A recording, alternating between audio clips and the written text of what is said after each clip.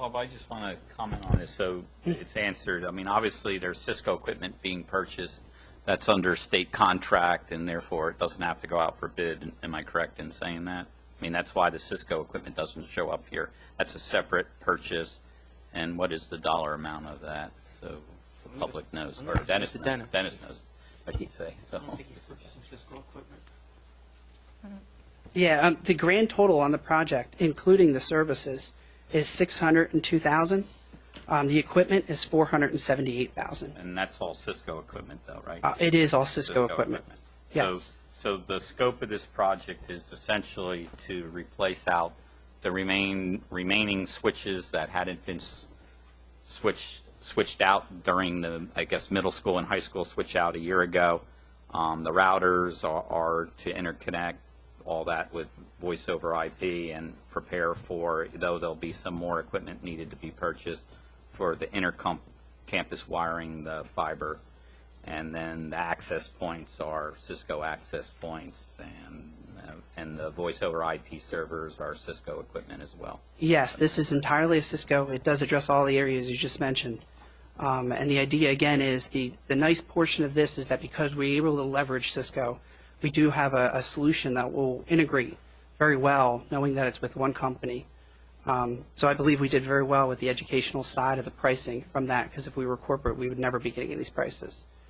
Are there any maintenance contracts or anything associated with it? There are, and that's one of the nice things about state contract that I did mention last time. And that is, in the first year, by using state contract, one thing you don't get with bid is that you get the first year of smart, and as they refer to it, it's the Cisco warranty, which is both a hardware and a software warranty you get for free.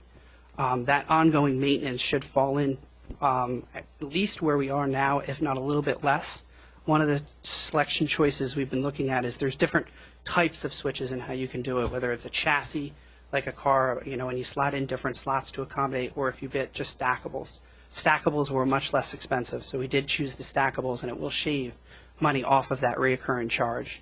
I think that reoccurring charge has been close to $60,000 as an ongoing maintenance, and that includes everything from the switches to the routers to the phone systems to the WAN equipment, really the gamut from the technology equipment. And do we have maintenance costs currently? And how do those two compare? Those maintenance costs should compare very closely to one another, if not go down slightly.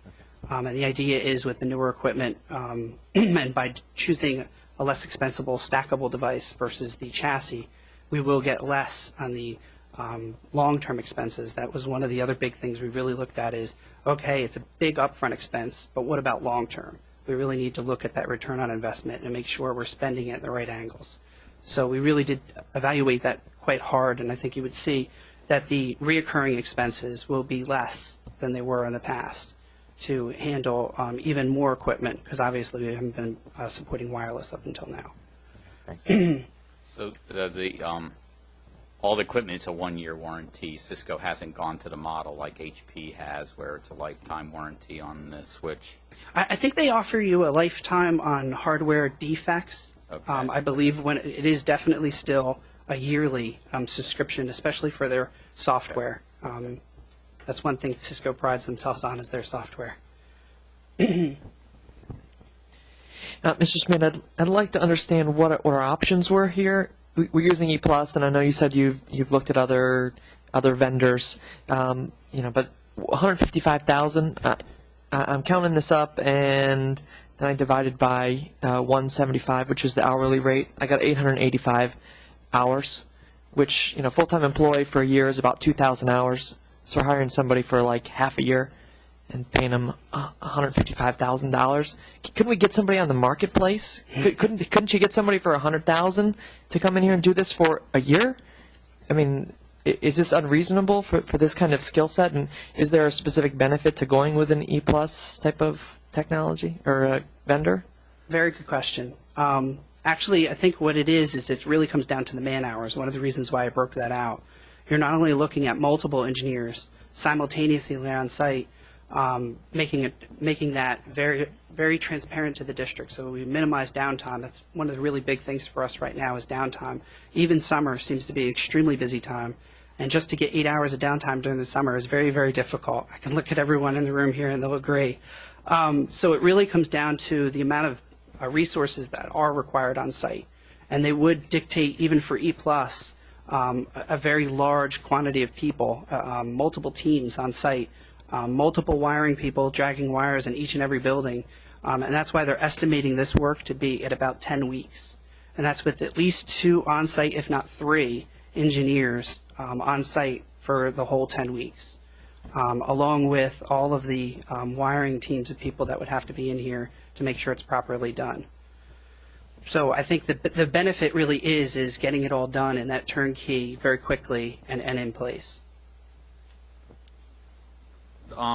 This is not like a open-end contract. They're saying they're going to get this done in this amount of hours, and what happens if they don't? Is there any penalty or anything like that? This is a project cost, so they can't bill us for any more, and they do have to finish the project for the beginning of the school year. Okay. Aaron, I just wanted to address your question about the employee. That would make sense, but do you recall what we went through when we tried to find a desktop administrator in that pay range? We had a great deal of difficulty. It was months to Yeah, serve. but it wasn't this pay range. You know, that was. Yes, it was. It was. Yeah. But there's Well, it was for that would have annual. been $300,000 For a year, annual yeah. salary. Yeah, and yeah. what- I think I don't know if we're ready to support somebody making that kind of money. the more, the superintendent doesn't make that, not that that makes any difference. The issue here is downtime on, during the summer. I mean, we have 2 months that we can complete this work without putting ourselves out of business during the school year with everything from student scheduling to grade reporting to student use of the software and teacher use of the software for instructional purposes. We have to do this during the summer. It's going to be a great inconvenience to do it during the summer. We're already negotiating how many days we need to have the computer system down and the phone system down. So it's, we really don't have a choice on this. We can't hire 4, 2, or even 3 people to do it in the summer on our own. No, there's just not, staff is not available. I can just tell you the level of